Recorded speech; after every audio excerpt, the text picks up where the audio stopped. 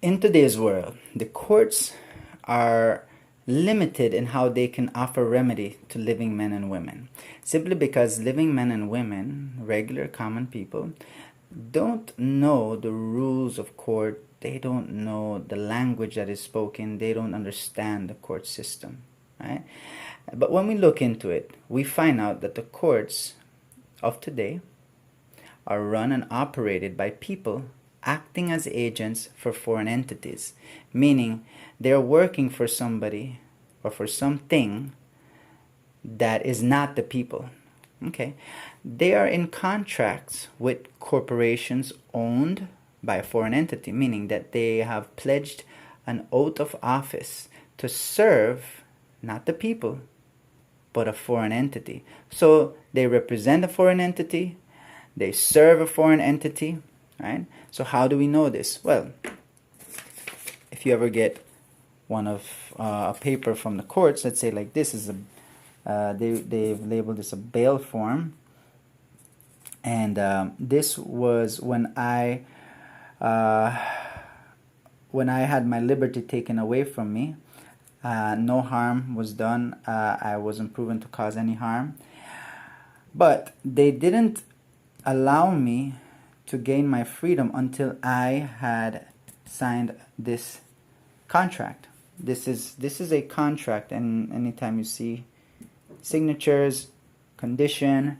So it wasn't until I signed this contract and I had to admit that I acknowledge. Listen to what it says here. It says personally came, personally in person, meaning it's a person. That word is very important. They came before the undersigned clerk of court and for the said territory of Belize, and severally acknowledged themselves to owe our sovereign lady the queen.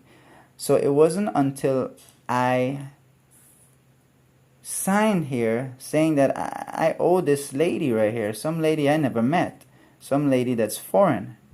So they work for this lady right here. That's what they're saying. They work for her. Somehow they work for her. And if you look at their uniform, it shows that they work for the queen. So they work for the crown. So these agents who work for the crown. In this courtroom, they operate in a type of law called admiralty, which is the law of the sea. Again, that is not the law of the land. The law of the land is separate from the law of the sea. But the law of admiralty law is the law of the sea, which use commercial laws, commercial rules. So everything here in court is commerce. This court can also be interpreted as a bank. Okay, so we'll get to that, right, in other videos. So what happens is that people are born, right? People are born on the land, right? So they're born on the land. This is a man. And they're born, and our mom is give us a name, right? Give us a name. Like me, they gave me this name, Chandan, right? So now, after I was given this name, I was reclassified and given a title, or I was offered a title. The title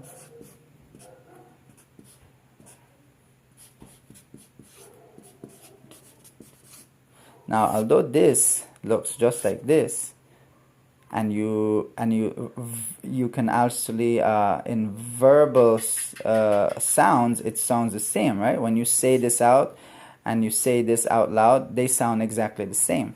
But on the two-dimensional world, this is a different format, this is a different language, this means something else. This is a title, this is a name. So in legalese, the language of legalese, you can actually interpret this to be something else, or to be a thing, and this is a man. So this is a man, this is alive, and this is a thing. This is property. So this can be claimed. Property can be claimed. The man cannot be claimed. Man is not slave. So they reclassify man into a thing, and then they claim it as their property. So if ever I choose to call myself this, what I'm saying is I am now consenting to being the thing that belongs to them. So they reclassify people into persons, and they make all these statutory laws for persons. And since we believe that this is us, then we believe that statutory laws are for us, and we accept being the person, and we go to court, and right here they treat us as things. So that's why we don't have, that's why it doesn't appear that we have our rights as living men and women respected here.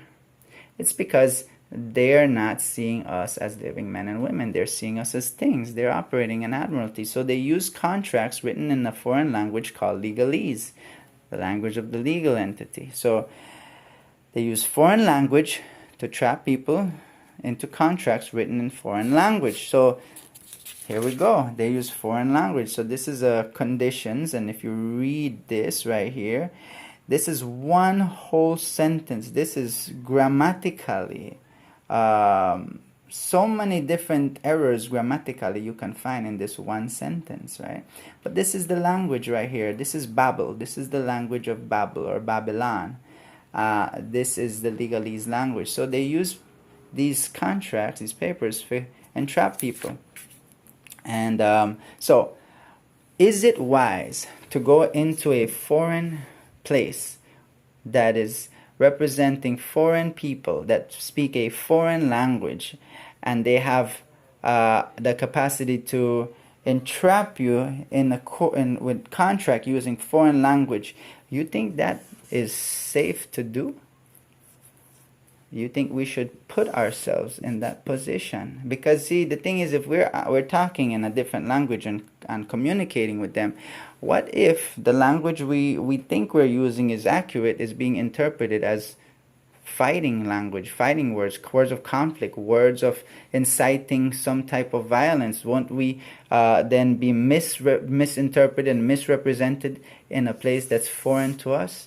More than likely. And that's how they would then remand. Because we consent by showing up, by simply going to this foreign place and accepting being property of this foreign, accepting being the property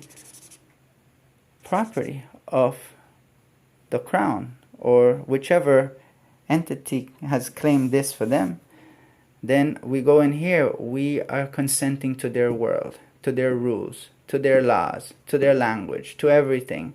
So, as men and women, it's best for us to send a notice to clear up this controversy, letting them know who we are, that we don't speak the language. We would like a formal invitation. We don't want problems. We wish to remain in peace. So, once we start to dissect a little bit what these courtrooms are, and we learn a little bit of law, a little bit of history, a little bit of language, contract laws, and we start to realize that we are actually giving consent to foreign entities to make decisions and to rule over us. We're giving them consent by means of contracts written in foreign languages. This is something that we should consider. This is something that we should think. How do we feel about this as people? What can we do? Corporations seem to be running the world. They say we seem to be at the mercy, but wait a minute. Corporations, right? Corporations. Who are the makers of corporations? Who invented it? Who was the creator? Who is the gods of corporation?